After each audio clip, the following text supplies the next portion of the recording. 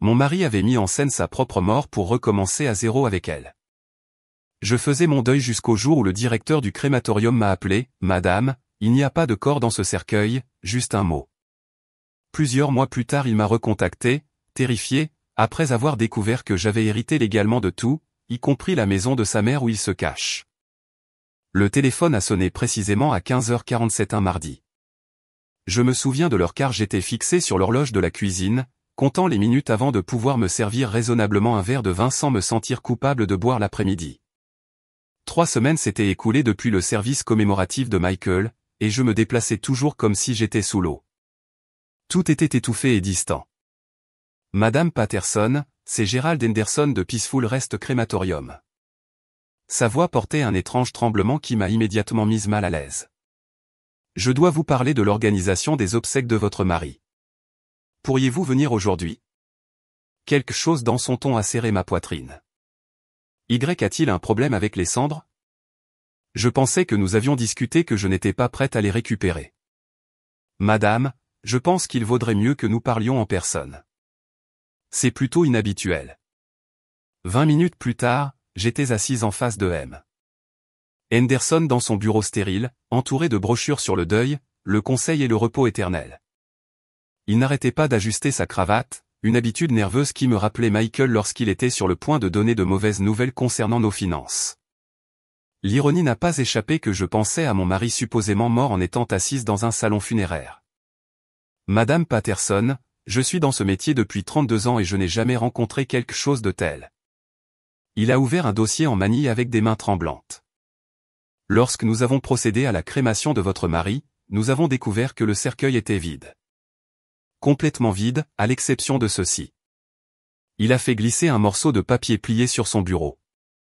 Mon nom était écrit à l'extérieur dans l'écriture distinctive de Michael, le même style cursif que j'avais vu sur les listes de courses et les cartes d'anniversaire pendant 15 ans. Le papier me semblait ordinaire entre mes doigts, mais le tenir donnait l'impression de toucher un fil sous tension. Je ne comprends pas, ai-je murmuré, bien qu'une partie de moi commençait déjà à comprendre quelque chose de terrible. Madame Patterson, il n'y avait pas de corps dans ce cercueil. Quelqu'un a placé cette note là où votre mari aurait dû être. Mes doigts tremblaient alors que je dépliais le papier. Les mots de Michael flottaient devant mes yeux, écrits à l'encre bleue du stylo qu'il gardait toujours dans la poche de sa chemise. Astérisque, mon amour Rebecca, au moment où tu liras ceci, Sandra sera convaincue que je suis mort et enterré. Le chagrin la consumera pendant des mois, nous donnant une couverture parfaite pour recommencer. J'ai déjà transféré l'argent de nos comptes conjoints. Et une fois que la maison de mère m'appartiendra officiellement par héritage, nous aurons tout ce dont nous avons besoin pour notre nouveau départ. Sandra n'a jamais prêté attention à nos finances de toute façon, elle ne suspectera jamais que l'argent de l'assurance vie et les ventes immobilières financeront notre nouveau départ. Laissez-la pleurer l'homme qu'elle croyait connaître pendant que nous construisons la vie que nous méritons. Pour toujours à toi, Michael A.R. Les murs du bureau semblaient se refermer sur moi. Chaque mot était comme un coup physique, mais je me suis forcé à le lire 2 fois, puis 3 fois. Michael n'était pas mort dans cet accident de voiture. Il avait orchestré tout cela, planifié chaque détail pendant que je faisais les préparatifs funéraires et acceptais des plats de voisins. Madame Patterson, allez-vous bien? Dois-je appeler quelqu'un? La voix de M. Henderson sonnait distante. Je me souvenais des funérailles à cercueil fermé, comment le partenaire dentaire de Michael, le docteur Williams, avait insisté sur le fait que les blessures étaient trop graves pour être vues. Je pensais à Rebecca, sa secrétaire de 28 ans, avec son sourire étudié et la façon dont elle touchait le bras de Michael quand elle pensait que personne ne regardait. Elle était aux funérailles, s'essuyant les yeux avec des mouchoirs et acceptant des condoléances sur la perte d'un si merveilleux patron. Madame Patterson, l'accident de voiture, ai-je réussi à dire. Le rapport de police mentionnait des dégâts importants. Oui, madame. Le véhicule a été complètement détruit, mais il semble. Il s'éclaircit la gorge inconfortablement. Il semble que votre mari n'y était pas quand il s'est écrasé. L'étendue complète de la tromperie de Michael commençait à se cristalliser. Il avait mis en scène sa propre mort, m'avait laissé organiser ses funérailles, m'avait regardé pleurer pendant qu'il se cachait quelque part avec sa secrétaire. Chaque larme que j'avais versée, chaque nuit blanche, chaque instant de perte déchirante avait été orchestré par l'homme en qui j'avais confiance de toute ma vie. Mais alors que le choc initial s'estompait, autre chose a commencé à prendre sa place. Quelque chose de plus froid et de plus calculateur que le chagrin. J'ai relu la note, en me concentrant sur différents détails cette fois. La façon désinvolte de Michael de sous-estimer mon intelligence. Sa conviction que je resterais ignorante de notre situation financière. Sa confiance que j'accepterais simplement sa mort et que je passerais à autre chose pendant qu'il profiterait des fruits de notre mariage de 15 ans avec une autre femme. Il m'avait complètement sous-estimé. Monsieur Henderson. Vous avez dit que la maison de mère lui appartiendrait officiellement par héritage. Quand la mère de Michael est-elle décédée? Il a consulté ses dossiers. Dorothy Patterson est décédée il y a 6 mois. La succession aurait dû être réglée maintenant. 6 mois. Michael planifiait cela depuis au moins 6 mois, probablement plus longtemps. Pendant que je m'occupais de sa mère mourante, lui apportant de la soupe et m'asseyant à son chevet, il calculait comment utiliser sa mort dans le cadre de son plan d'évasion. La trahison coupait plus profondément à chaque révélation. Qu'est-ce qui se passe maintenant? Ai-je demandé. Eh bien, madame, nous devons contacter les autorités. Cela semble être une fraude de plusieurs types. Assurément de la fraude à l'assurance et peut-être d'autres. J'ai hoché la tête lentement, mais mon esprit tournait dans une autre direction. La mort légale de Michael avait été enregistrée. Son certificat de décès était déjà déposé auprès de l'État. La sécurité sociale avait été informée. Les compagnies d'assurance avaient commencé leurs enquêtes. Aux yeux de la loi, Michael Patterson était officiellement décédé, ce qui signifiait que j'étais officiellement sa veuve, ce qui signifiait que j'avais légalement droit à tout ce qu'il possédait, y compris la maison de sa mère, où je suspectais qu'il et Rebecca jouaient à la maison, complètement inconscient que leur refuge romantique m'appartenait désormais. Madame Patterson, dois-je contacter la police? J'ai levé les yeux vers M. Henderson, et pour la première fois depuis 3 semaines, j'ai ressenti quelque chose d'autre que de la tristesse accablante. J'ai ressenti les prémices de quelque chose de beaucoup plus dangereux. Pas tout de suite, ai-je dit prudemment. J'ai besoin de temps pour digérer cela, pour comprendre l'étendue de ce qu'il a fait. Ce que je ne lui ai pas dit, c'est que je commençais déjà à comprendre exactement ce que Michael avait fait. Et plus important encore, je commençais à comprendre ce que j'allais faire à ce sujet. J'ai replié la note et l'ai mise dans mon sac à main. Merci de m'avoir appelé, monsieur Henderson. Je vous contacterai pour les prochaines étapes. En marchant vers ma voiture, j'ai senti le poids des mots de Michael dans mon sac à main. Mais au lieu de m'écraser, ce poids ressemblait à des munitions. Il m'avait donné l'arme parfaite contre lui, emballée dans sa propre arrogance et scellée de sa propre écriture. Michael pensait qu'il avait déjoué tout le monde, surtout moi. Il était sur le point de découvrir à quel point il pouvait se tromper. Le lendemain matin de ma révélation au crématorium, je me suis tenu devant mon miroir de chambre, appliquant mon mascara avec des mains stables. La femme qui me regardait portait la même robe noire que j'avais portée aux funérailles de Michael, mais quelque chose de fondamental avait changé pendant la nuit. Je n'étais plus la veuve dévastée que tout le monde s'attendait à voir. J'étais une actrice se préparant pour la performance la plus importante de ma vie. Le bureau de notre avocat familial occupait le 2e étage d'un bâtiment victorien au centre-ville, le même endroit où Michael et moi avions signé nos testaments il y a 5 ans. En montant ces escaliers familiers, j'ai pratiqué ma respiration, permettant juste assez de tremblement dans ma voix pour paraître authentiquement fragile. Sandra, ma chère, comment vous en sortez-vous? Robert Caldwell s'occupait de nos affaires juridiques depuis plus d'1 décennie. Son expression inquiète était sincère alors qu'il me guidait vers la fauteuil en cuir en face de son bureau en acajou. J'ai sorti un mouchoir de mon sac à main et j'ai tamponné mes yeux. Certains jours sont plus difficiles que d'autres. J'essaie d'être forte, mais régler les affaires de Michael me submerge. Bien sûr que oui. C'est pourquoi je suis là pour vous aider à traverser ce processus. Il a ouvert un épais dossier étiqueté au nom de Michael. Maintenant, commençons par les préoccupations immédiates. Nous devons transférer les actes de propriété, mettre à jour la propriété des comptes et nous assurer que vous avez accès à tout ce à quoi vous avez droit en tant que veuve. Alors que Robert commençait à expliquer les procédures légales, j'écoutais avec l'attention concentrée de quelqu'un qui mémorise son scénario.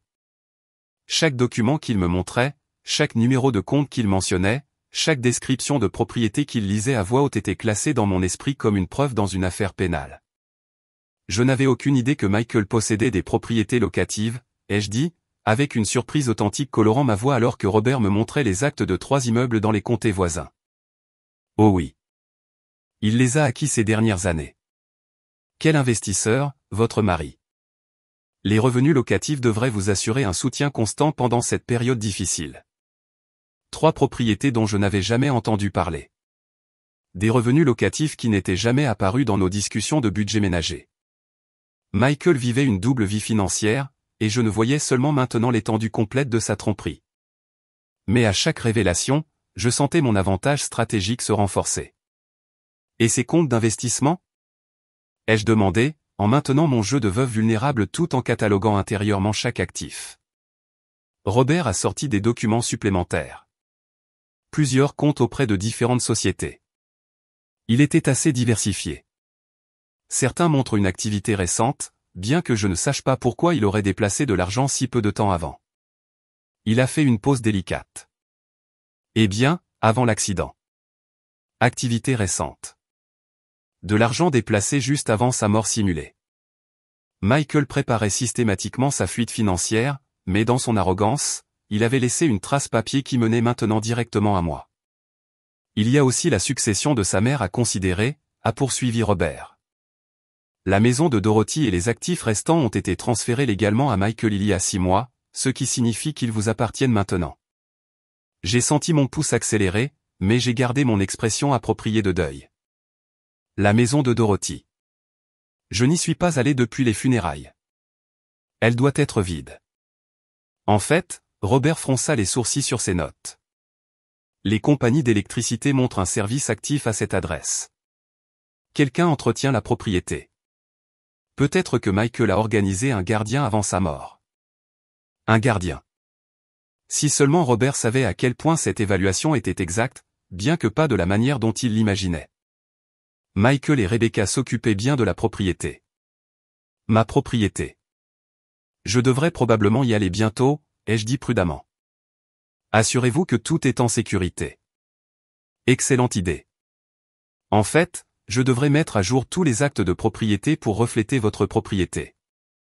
Procédure standard après le décès d'un conjoint. Au cours des 2 heures suivantes, Robert m'a fait passer en revue l'inventaire complet des actifs de Michael. À chaque document signé et à chaque acte transféré, j'ai senti l'équilibre du pouvoir se déplacer davantage en ma faveur. La fuite soigneusement planifiée de Michael m'avait involontairement donné le contrôle de son monde financier entier. Il y a une chose de plus, a dit Robert, sortant un dernier dossier. La police d'assurance vie de Michael. La compagnie d'assurance devra mener son enquête avant de libérer les fonds. Mais en tant que bénéficiaire, vous devriez être informé du processus. Assurance vie, une autre pièce du puzzle de Michael tombant en place. Il comptait sur cet argent pour sa nouvelle vie avec Rebecca, n'imaginant jamais qu'il financerait plutôt ma réponse à sa trahison. En quittant le bureau de Robert, j'ai senti le poids de la connaissance s'installer sur moi comme une armure. Michael possédait bien plus que je ne l'avais réalisé, et maintenant tout m'appartenait légalement. Mais j'avais besoin de plus d'informations sur sa situation actuelle avant de faire mon prochain mouvement. Mon premier arrêt fut le cabinet dentaire où Rebecca travaillait. Le docteur Williams, le partenaire de Michael, m'a accueilli avec la même expression sympathique à laquelle je m'étais habitué. Sandra, comme c'est gentil de passer. Nous traitons tous encore la perte de Michael. Je voulais remercier Rebecca personnellement pour son soutien pendant cette période difficile, ai-je dit, en notant comment l'expression du docteur Williams avait légèrement changé. Est-elle là aujourd'hui ? En fait, Rebecca a demandé un congé prolongé. Elle a dit que perdre Michael était particulièrement difficile pour elle étant donné à quel point ils travaillaient étroitement ensemble. Il a fait une pause, choisissant ses mots avec soin. Elle a mentionné avoir besoin de temps pour tout assimiler. Assimiler tout. Quelle façon délicate de décrire la célébration de la fausse mort de son amant tout en pleurant publiquement sa prétendue disparition. Savez-vous quand elle pourrait revenir ? J'aimerais lui envoyer un mot. Je ne suis pas certaine. Elle a dit qu'elle ne reviendrait peut-être jamais. Que trop de souvenirs ici rendraient difficile de passer à autre chose. Trop de souvenirs de mener une liaison avec son patron. Sans aucun doute. Rebecca avait brûlé ses ponts au cabinet dentaire. Une autre indication qu'elle et Michael étaient confiants que leur nouvelle vie était permanente. Cet après-midi-là, je suis passé devant la maison de Dorothy pour la première fois depuis ses funérailles. La modeste maison à 2 étages se trouvait dans une rue calme bordée de chênes, semblant parfaitement normale de l'extérieur. Mais sachant ce que je savais maintenant, chaque détail prenait une nouvelle signification, des traces de pneus fraîches dans l'allée, des rideaux qui n'étaient pas là pendant les derniers mois de Dorothy, un petit jardin que quelqu'un avait entretenu. Michael et Rebecca s'étaient installés chez sa mère décédée. Complètement inconscient que je possédais maintenant chaque centimètre carré de leur refuge romantique. Assise dans ma voiture de l'autre côté de la rue, j'ai cherché des signes de mouvement. Une ombre a passé devant une fenêtre à l'étage. Quelqu'un vivait certainement là, croyant probablement être en sécurité et indétecté dans son refuge parfait. J'ai souri pour la première fois depuis la découverte de la trahison de Michael. Il pensait être caché, protégé et financièrement en sécurité. Il n'avait aucune idée que leur sanctuaire était devenu ma propriété, que leur refuge était maintenant mon arme, et que leur plan parfait m'avait donné tout ce dont j'avais besoin pour détruire la nouvelle vie qu'ils pensaient avoir construite. La loi de la veuve en deuil avait rempli son rôle. Maintenant, il était temps de commencer la véritable performance. Le lendemain matin, j'ai appelé Secure Home Solutions, une entreprise locale avec d'excellentes critiques et une réputation de discrétion.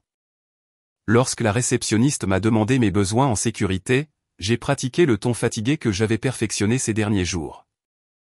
J'ai récemment hérité de la maison de ma belle-mère après avoir perdu mon mari, et je dois sécuriser la propriété. Il y a eu des préoccupations concernant des cambriolages dans le quartier. Bien sûr, madame, nous pouvons programmer une évaluation pour demain après-midi. Rencontrerez-vous nos techniciens sur place? En fait, je préférerais que vous vous en chargiez indépendamment. J'ai encore du mal à visiter des endroits qui gardent tant de souvenirs. J'ai marqué une pause pour les faits. Changer simplement toutes les serrures et installer un système de sécurité complet. J'aurai besoin d'un accès à distance pour pouvoir surveiller la propriété depuis chez moi. Dans les 24 heures, j'ai eu une couverture de surveillance complète de la maison de Dorothy et toutes les clés de toutes les portes. L'équipe d'installation avait travaillé efficacement pendant les heures de l'après-midi, lorsque, selon mes observations antérieures, Michael et Rebecca sortaient généralement pour faire leurs courses ou des courses. Ce soir-là, je me suis servi un verre de vin et j'ai ouvert l'application de sécurité sur mon téléphone. La maison semblait calme jusqu'à environ 20h30, lorsque des phares ont balayé la caméra avant. Une petite berline bleue s'est garée dans l'allée, la voiture de Rebecca, d'après mes recherches au cabinet dentaire. J'ai regardé avec fascination Michael approcher la porte d'entrée, une clé à la main. Il l'a insérée, l'a tournée, et rien ne s'est passé. Il a essayé à nouveau, secouant la poignée avec une frustration croissante. Rebecca l'a rejoint, et j'ai pu voir leur conversation animée à travers la vision nocturne de la caméra, bien que je ne puisse pas entendre leurs mots. Ils se sont dirigés vers la porte arrière, puis vers les fenêtres, testant chacune systématiquement. Le langage corporel de Michael devenait de plus en plus agité à chaque tentative échouée. Finalement, Rebecca a sorti son téléphone, appelant probablement un serrurier, tandis que Michael se tenait les mains sur les hanches, fixant la maison qui était soudainement devenue une forteresse contre lui. L'ironie était délicieuse. Michael était enfermé hors de la maison de sa propre mère par sa veuve prétendument en deuil, et il n'avait aucun recours légal pour s'en plaindre. La semaine suivante, j'ai commencé la phase 2 de mon plan. J'ai appelé le service d'inspection des bâtiments de la ville, expliquant que j'avais hérité d'une propriété et que je voulais m'assurer que tout était conforme au code avant de décider si je devais louer ou vendre. Nous devrons programmer des inspections électriques, de plomberie et structurelles, a expliqué la greffière. Pouvons-nous accéder à la propriété jeudi matin? Absolument. Je pense qu'il pourrait y avoir quelqu'un qui vérifie la maison de temps en temps, peut-être un voisin avec une clé de rechange. Si quelqu'un est là, expliquez simplement qu'il s'agit d'inspections de routine ordonnées par le nouveau propriétaire. Jeudi matin, la première véritable épreuve de ma stratégie a eu lieu. Par les caméras de sécurité, j'ai regardé Michael et Rebecca se précipiter lorsque la sonnette a retenti à 9h pile. L'inspecteur en électricité se tenait patiemment sur le porche d'entrée pendant que le chaos éclatait à l'intérieur. Rebecca attrapait des vêtements et des articles personnels, les fourrant dans des sacs. Michael couvrait frénétiquement les preuves de leur occupation. Vaisselle, médicaments, tout ce qui pourrait indiquer une occupation récente. Ils se sont échappés par la porte arrière juste au moment où l'inspecteur commençait à faire le tour du périmètre de la maison. Pendant 20 minutes, je les ai regardés se blottir derrière le hangar à légumes, attendant la fin de la visite officielle. Rebecca semblait au bord des larmes tandis que Michael vérifiait son téléphone de manière obsessionnelle. L'inspecteur de la plomberie est arrivé vendredi, suivi d'un ingénieur structurel le lundi. Chaque visite les renvoyait à la même routine frénétique de dissimulation de preuves et de sortie discrète par les portes arrière. Leur refuge romantique devenait une source de stress constant et de paranoïa. Mais mon coup de maître est venu lorsque j'ai contacté les compagnies de services publics de Dorothy. Je règle la succession de ma belle-mère et j'ai besoin de mettre à jour les arrangements de service, ai-je expliqué à chaque représentant du service client. Dorothy Patterson est décédée il y a 6 mois et son fils Michael est décédé récemment dans un accident. Je suis la belle-fille survivante et j'ai besoin de suspendre les services jusqu'à ce que je décide quoi faire de la propriété. Je suis désolé pour vos pertes, madame. Nous pouvons suspendre le service immédiatement. Merci. J'apprécie votre compréhension pendant cette période difficile. Mercredi après-midi, la maison de Dorothy n'avait plus d'électricité, d'eau ni de gaz. Par mes caméras de sécurité, j'ai vu Michael allumer et éteindre les interrupteurs à plusieurs reprises, sa confusion étant évidente même dans les images granuleuses. Rebecca a essayé le robinet de la cuisine, puis les robinets de la salle de bain, devenant plus agités à chaque tentative échouée. Ce soir-là, ils ont allumé des bougies et utilisé des lampes de poche. Leur sanctuaire romantique s'était transformé en une situation de survie. J'ai observé Michael sur son téléphone, probablement en appelant les compagnies de services publics et en étant informé que le service avait été suspendu à la demande du propriétaire. Le propriétaire, moi. Vendredi matin, j'ai contacté Margaret Thornton, l'agent immobilier le plus prospère de la ville. Son style marketing agressif et son vaste réseau d'acheteurs potentiels la rendaient parfaite pour mes desseins. J'ai une propriété héritée que je dois vendre rapidement, ai-je expliqué lors de notre consultation téléphonique. C'est une jolie maison à 2 étages, mais je ne supporte pas de la garder après avoir perdu mon mari et ma belle-mère récemment. Je comprends tout à fait, ma chère. Le deuil peut rendre certains lieux écrasantes. Je rendrai la liste active lundi et je pourrai commencer les visites immédiatement. Ce serait merveilleux. Je vous fais entièrement confiance pour la tarification et les visites. Le panneau à vendre est apparu mardi matin. Une balise rouge vive visible de toutes les fenêtres de la maison de Dorothy. Par mes caméras, j'ai vu Michael le découvrir lors de ce qui semblait être une reconnaissance matinale du quartier. Il est resté figé sur le trottoir, fixant le panneau comme s'il pouvait disparaître s'il le regardait assez longtemps. Son appel téléphonique cet après-midi-là était frénétique, à en juger par ses déplacements et ses gestes. Rebecca l'a rejoint dans le salon, et leur conversation est devenue de plus en plus animée. Elle a pointé du doigt la cour avant où se trouvait le panneau, puis a levé les mains en signe d'exaspération apparente. Jeudi, Margaret avait programmé la première visite. J'ai regardé un jeune couple visiter la maison avec un intérêt évident, complètement inconscient que les occupants illégaux de la maison se cachaient dans la pièce utilitaire du sous-sol. La visite a duré 45 minutes pendant lesquelles Michael et Rebecca sont restés serrés dans leur cachette, probablement terrifiés de faire le moindre bruit qui pourrait révéler leur présence. D'autres visites ont suivi tout au long de la semaine. Chacune les forçait dans des cachettes de plus en plus créatives et des périodes plus longues de dissimulation inconfortables. Leur maison de rêve devenait un cauchemar de vigilance constante et de peur. Pendant tout ce temps, j'ai maintenu ma performance parfaite de veuve pour le monde extérieur tout en savourant en privé chaque instant de leur désespoir croissant. Les caméras de sécurité étaient devenues mon système de divertissement, me montrant un documentaire en temps réel de la vie soigneusement planifiée de Michael s'écroulant dans le chaos. Il voulait me faire me sentir impuissante et abandonnée. Au lieu de cela, il s'était fait prisonnier dans son propre refuge supposé. Tandis que je détenais toutes les clés de sa liberté, les rôles n'avaient pas seulement changé. Ils avaient été complètement reconstruits avec moi comme architecte. La guerre psychologique s'est intensifiée lorsque j'ai passé mon premier appel au bureau de contrôle des codes de la ville. J'ai découvert qu'en tant que propriétaire confronté à une occupation non autorisée, j'avais plusieurs voies légales pour créer une pression sans me confronter directement à la situation. Je suis préoccupé par ma propriété héritée, ai-je expliqué à l'agent Martinez, une femme sympathique qui avait traité des cas similaires. Je pense que quelqu'un pourrait y vivre illégalement et je m'inquiète des problèmes de responsabilité. Avez-vous observé des preuves d'occupation? Des schémas étranges avec la collecte des ordures, des lumières allumées à des heures inhabituelles, et des voisins ont mentionné avoir vu des gens aller et venir. En tant que propriétaire, j'ai besoin que cela soit officiellement documenté. L'agent Martinez a programmé une inspection pour le mardi suivant. Par mes caméras de sécurité, j'ai regardé son arrivée précisément à 10 heures, un bloc-notes à la main. Quand elle a frappé à la porte d'entrée, j'ai pu voir le panique de Michael et Rebecca à travers les caméras intérieures que j'avais installées.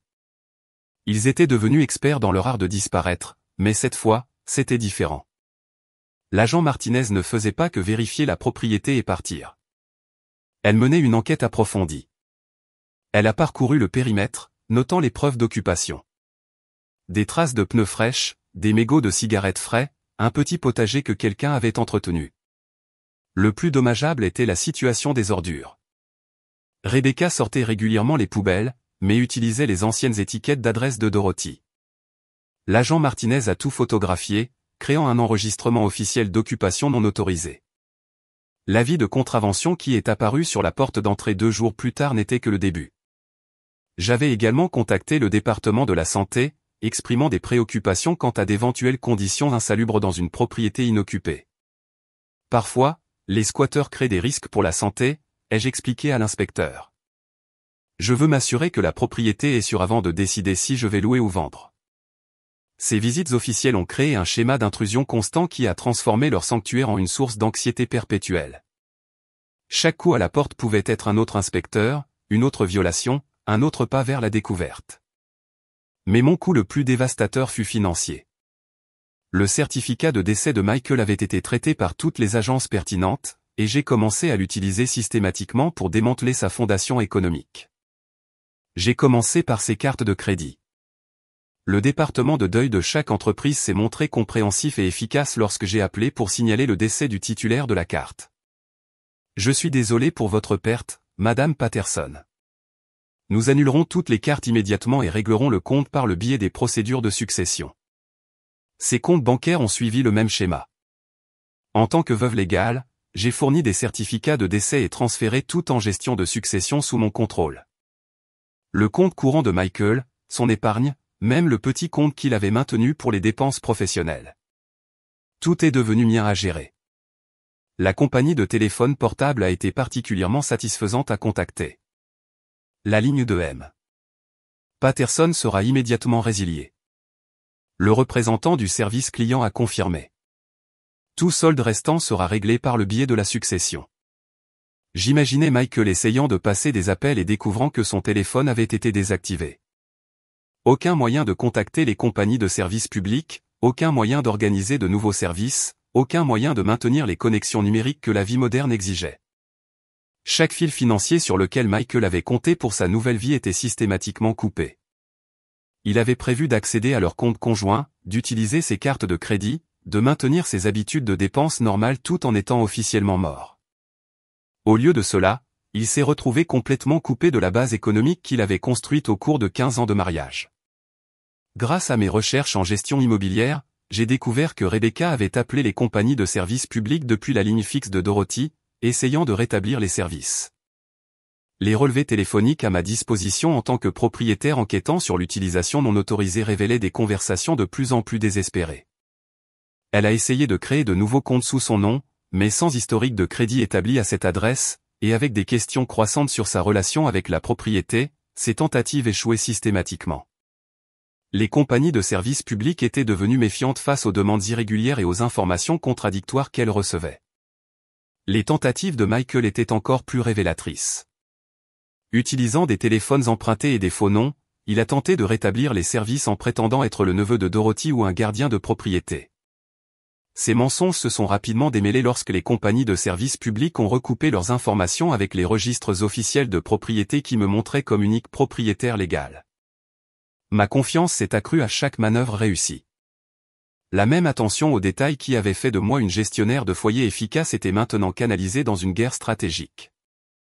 J'ai tenu des feuilles de calcul détaillées retraçant chaque action que j'avais entreprise, chaque agence que j'avais contactée, chaque point de pression que j'avais activé.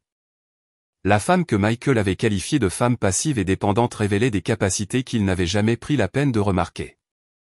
J'avais toujours géré la logistique de notre foyer, géré notre calendrier social, coordonné les réparations et les services, des compétences qui se traduisaient parfaitement par la coordination de son isolement systématique.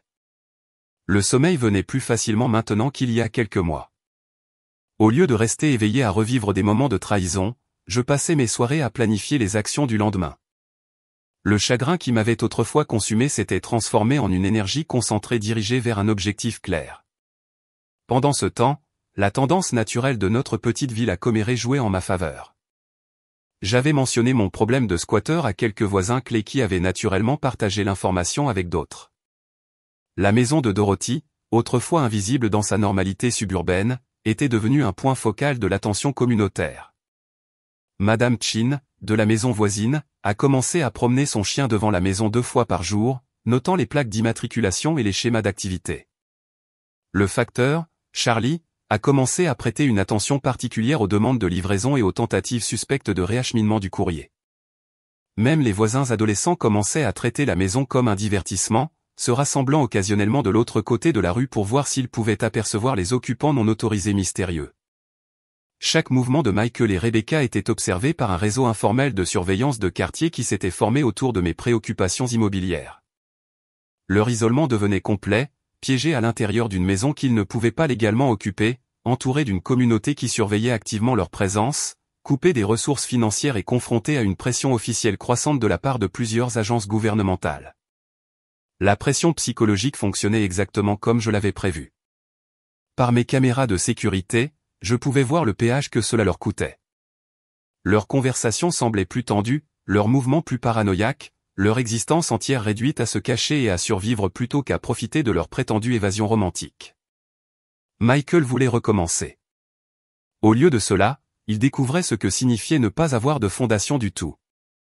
L'appel est arrivé à 19h23 un jeudi soir, 3 mois et 2 jours après la révélation de M. Henderson au crématorium. J'étais dans ma cuisine en train de préparer le dîner lorsque mon téléphone a sonné avec un numéro inconnu. Quelque chose dans le timing et les chiffres inconnus a fait accélérer mon pouls avant même que je réponde. Sandra, ne raccroche pas. La voix de Michael m'a frappé comme de l'eau glacée. Après des mois à le regarder à travers des caméras de sécurité, entendre ses vrais mots semblait irréel.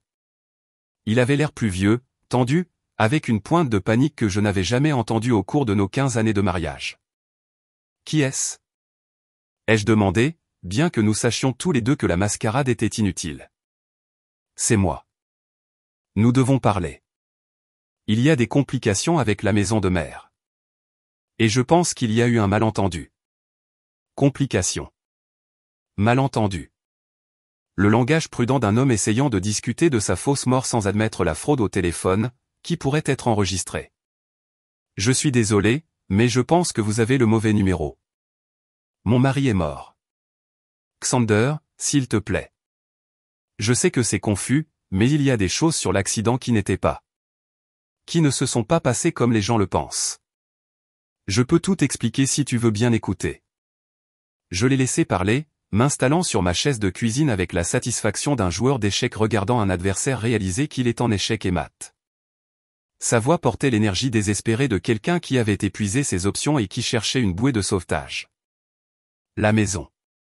La maison de mère. Il y a eu une erreur avec les services publics et il y a un panneau à vendre qui ne devrait pas être là.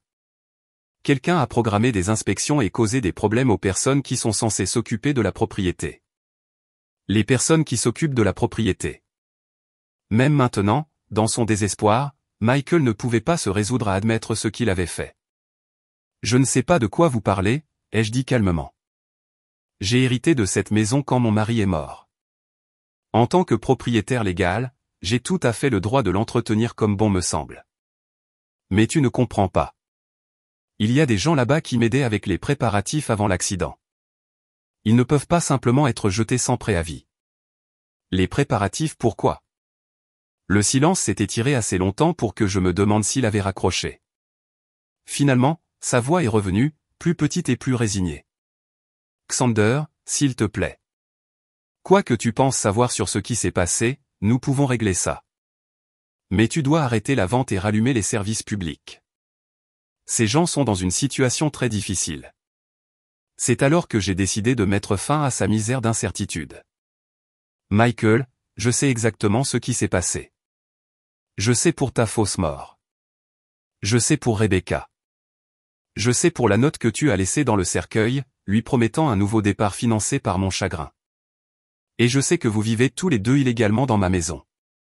La maison que j'ai héritée quand tu es légalement mort. Le silence cette fois était profond. Je pouvais imaginer son visage, cette expression particulière qu'il avait lorsque l'un de ses plans se déroulait mal de manière imprévue. Comment as-tu ? Le directeur du crématorium m'a appelé il y a 3 mois. Ta lettre d'amour à Rebecca était assez informative. Pensais-tu vraiment pouvoir orchestrer ta propre mort et que je jouerais la veuve en deuil pour toujours ? Sandra, écoute-moi attentivement. Ce n'est pas ce que tu penses.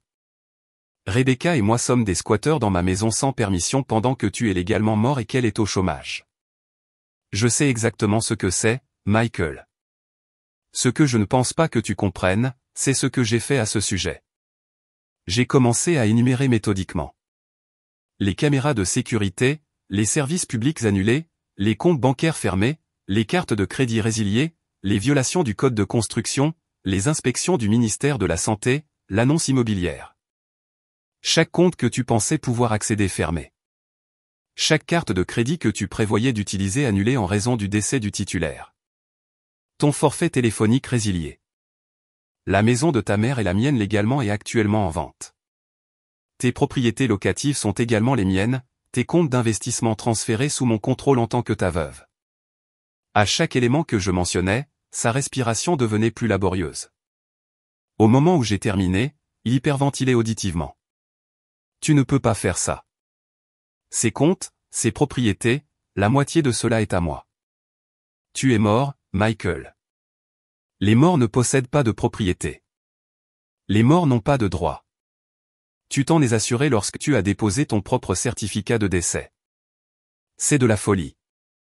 Tu détruis tout ce que nous avons construit ensemble. Non, tu l'as détruit lorsque tu as décidé de simuler ta mort et de voler nos actifs pour financer ta liaison. Je m'assure juste que tu restes mort. C'est là que j'ai entendu la voix de Rebecca en arrière-plan, aiguë de panique. Elle avait visiblement écouté son côté de la conversation. Qu'est-ce qu'elle veut dire par « nous ne pouvons pas accéder au compte » ? Tu as dit que nous avions de l'argent de côté. Rebecca, pas maintenant. Tu as dit que ta mère t'avait laissé de l'argent. Tu as dit que nous serions financièrement en sécurité. Leur dispute s'est rapidement intensifiée. 3 mois de pression et d'isolement avaient apparemment effrité leur relation jusqu'au point de rupture. La voix de Rebecca devenait plus forte et plus accusatrice à mesure que la réalité de leur situation se cristallisait. Tu m'as dit qu'elle était stupide.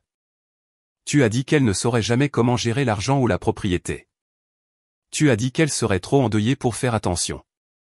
Elle était censée l'être. L'aveu de Michael flottait dans l'air entre nous. Même dans son désespoir, son mépris fondamental pour mon intelligence restait inchangé. Voici ce qui va se passer, ai-je dit, coupant leur dispute. Vous avez 48 heures pour vous retirer, vous et toutes vos affaires, de ma propriété. Après cela, j'appelle la police pour signaler des intrus. Sandra, tu ne comprends pas ce que tu demandes. Nous n'avons nulle part où aller. Rebecca a perdu son emploi, et je ne peux pas. Tu ne peux pas quoi ? Trouver un emploi, ouvrir un compte bancaire, louer un appartement. Bien sûr que tu ne peux pas. Tu es légalement mort. Tu t'es fait un fantôme, Michael. Et les fantômes ne peuvent pas vivre dans le monde réel. Le pouvoir dans ma voix me surprenait moi-même. 4 mois j'avais opéré en coulisses, tirant les ficelles et manipulant les circonstances. Maintenant, en parlant directement à l'homme qui m'avait trahi, j'ai ressenti toute l'étendue de mon contrôle. Tu voulais recommencer. Félicitations. Tu peux commencer avec absolument rien. Tout comme tu m'as laissé. La différence, c'est que je suis toujours légalement vivante. Et Rebecca ? Elle ne savait pas pour la fausse mort avant. Rebecca savait qu'elle avait une liaison avec un homme marié. Tous les autres mensonges que tu lui as racontés, c'est entre vous deux. Ma préoccupation est de faire sortir des squatteurs de ma maison. J'ai raccroché à ses protestations. Mes mains étaient étonnamment stables alors que je posais le téléphone. Dehors, par la fenêtre de ma cuisine, la lumière du soir s'estompait. Mais pour la première fois depuis des mois, j'ai senti que je pénétrais dans la lumière plutôt que dans l'obscurité.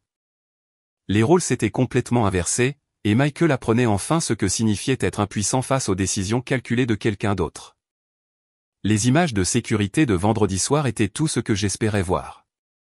À 2h17 du matin, des phares ont balayé l'allée de Dorothy alors que la petite berline de Rebecca se garait devant la maison une dernière fois.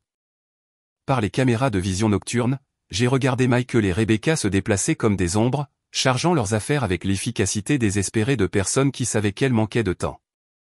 Ils avaient si peu à emporter. 3 mois de clandestinité avaient réduit leur grande évasion romantique à quelques valises et sacs poubelles. Michael portait une boîte qui semblait contenir son équipement électronique, tandis que Rebecca luttait avec ce qui semblait être ses vêtements et ses articles personnels. Le contraste avec leur arrivée confiante quelques mois plus tôt était frappant. Ils emménageaient alors dans ce qu'ils pensaient être leur palais secret. Maintenant, ils fuyaient comme des réfugiés. J'ai regardé Michael jeter un dernier coup d'œil à la maison avant de monter sur le siège passager. Même à travers les images de sécurité granuleuses, son langage corporel exprimait la défaite. Rebecca conduisait, sa posture rigide de ce que je supposais être de la colère et de la désillusion. Ils ont disparu dans la nuit à 2h43, et je ne les ai jamais revus. Le silence qui a suivi semblait profond. 4 mois, ces caméras m'avaient montré des aperçus de leur situation déclinante, de leurs disputes, de leur anxiété, de leur désespoir croissant. Maintenant, les écrans montraient des pièces vides et des couloirs silencieux. La maison de Dorothy m'appartenait enfin, sans la complication des occupants indésirables. Mais plus que l'espace physique, j'avais récupéré quelque chose de beaucoup plus précieux, mon sens de moi-même. La femme qui avait découvert la trahison de Michael 4 mois plus tôt avait été dévastée, perdue, complètement préparée à la réalité de sa cruauté calculée. La femme qui l'avait vu fuir dans la nuit était quelqu'un de complètement différent. J'ai découvert des capacités que je ne savais pas posséder.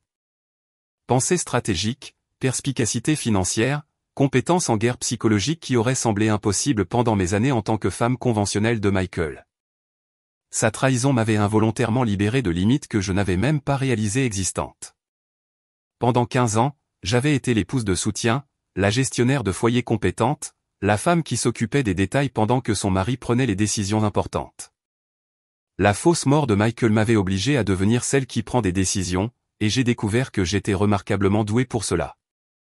La transformation n'est pas passée inaperçue. Quelques semaines après la résolution de la situation des squatteurs, les voisins ont commencé à m'approcher avec une véritable admiration. Sandra, la façon dont vous avez tout géré est tout simplement remarquable, m'a dit Madame Chin lors d'une rencontre fortuite à l'épicerie. Gérer une propriété héritée tout en gérant le deuil, et vous avez résolu tout ce problème si efficacement. La plupart des gens auraient simplement appelé la police immédiatement, a ajouté Tom Morrison, de la rue voisine. Mais vous avez tout géré par les voies légales appropriées, tout documenté correctement. Très impressionnant. Le respect dans leur voix était différent de la sympathie polie que j'avais reçue en tant que veuve de Michael. C'était la reconnaissance de ma compétence, de mon intelligence, de ma capacité à résoudre des problèmes complexes de manière indépendante. Les gens me considéraient maintenant comme redoutable, pas fragile. L'agent immobilier, Margaret Thornton, s'est montrée particulièrement vocale sur mes capacités lorsqu'elle m'a appelé pour discuter du retrait de la maison du marché. Je dois dire, Sandra, votre approche de la situation d'occupation non autorisée était magistrale. Vous avez créé une pression légale documentée tout en maintenant une distance professionnelle complète. J'ai vu des propriétaires devenir émotifs et faire des erreurs, mais vous avez tout géré parfaitement. J'ai décidé de garder la maison de Dorothy plutôt que de la vendre. La décision m'a surprise moi-même au début, mais plus j'y réfléchissais, plus elle devenait symboliquement importante. C'était l'endroit où Michael pensait avoir trouvé le sanctuaire avec son amoureuse, où il avait prévu de profiter des fruits de sa trahison. Au lieu de cela, elle générerait des revenus locatifs qui financeraient ma nouvelle indépendance. La rénovation a pris 6 semaines et a complètement transformé la maison. J'ai enlevé toute trace de l'occupation de Michael et Rebecca. Nouvelle peinture, nouveau revêtement de sol, luminaire mis à jour, nouvel aménagement paysager.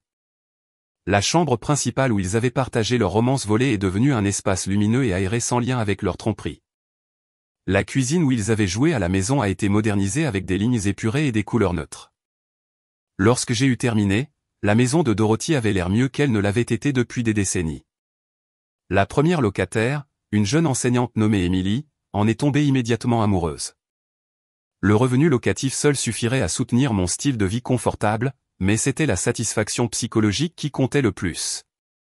Chaque mois, lorsque le paiement du loyer d'Emily arrivait, je me rappelais que le prétendu refuge de Michael était devenu ma base financière.